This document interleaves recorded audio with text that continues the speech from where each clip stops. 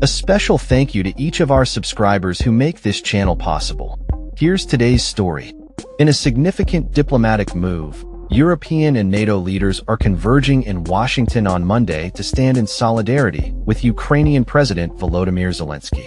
This gathering comes amidst ongoing tensions with Russia, as U.S. Special Envoy Steve Witkoff revealed that Moscow is open to a security guarantee for Ukraine, similar to NATO's collective defense mandate. The urgency of the meeting is underscored by the recent failure of talks between U.S. President Donald Trump and Russian President Vladimir Putin in Alaska, where no ceasefire was established despite discussions on robust security guarantees for Ukraine. Witkoff, who participated in the Trump-Putin summit, characterized the Russian agreement to consider security guarantees as a game-changer and a significant concession. He noted that this was the first time the Russians have shown openness to such an arrangement, which could serve as a workaround to Putin's long-standing objections to Ukraine's NATO aspirations. Article 5 of NATO's charter, which states that an attack against one member is an attack against all, is at the core of these discussions. The focus of the upcoming talks will be to define the specifics of the proposed security guarantees. Secretary of State Marco Rubio emphasized the importance of discussing how these guarantees will be structured to deter future aggression from Moscow. Despite the optimism, it remains unclear whether Trump will fully commit to this proposal. Rubio acknowledged that such a guarantee would represent a substantial concession from the U.S. side. European Commission President Ursula von der Leyen expressed hope regarding the potential for robust security guarantees, while Zelensky dismissed any notion of security assurances from Russia, emphasizing that the U.S. offer was far more significant. He described the U.S. proposal as historic, highlighting the critical nature of American support for Ukraine's security.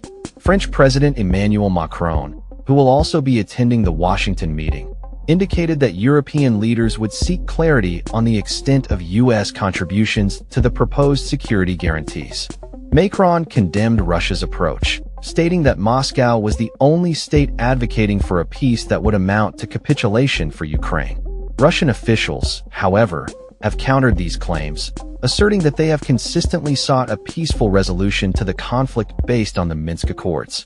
As the leaders prepare for their discussions, Trump has shifted his focus from merely seeking a ceasefire to pursuing a comprehensive peace deal. His recent social media posts hint at big progress on Russia, although he has not provided specific details. This pivot aligns with Putin's long-standing strategy, which critics argue is designed to buy time while Russia consolidates its military gains. Zelensky has expressed skepticism about the prospect of a three-way summit involving Trump and Putin, stating that he sees no signs of willingness from the Kremlin leader to engage in such discussions. The coalition of European leaders joining Zelensky in Washington includes prominent figures such as British Prime Minister Keir Starmer, German Chancellor Friedrich Merz, and NATO Secretary-General Mark Rutte. They collectively refer to themselves as the Coalition of the Willing and convened a video meeting to align their positions ahead of the crucial talks.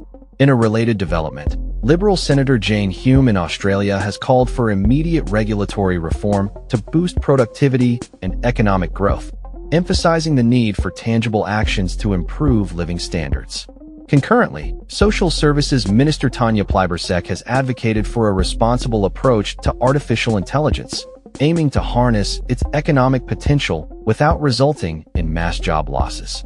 Additionally, Melania Trump's recent letter to Putin, which urged the Russian leader to protect innocent children, has drawn attention. While the letter did not specifically mention the plight of abducted Ukrainian minors, it highlights the ongoing humanitarian concerns stemming from the war.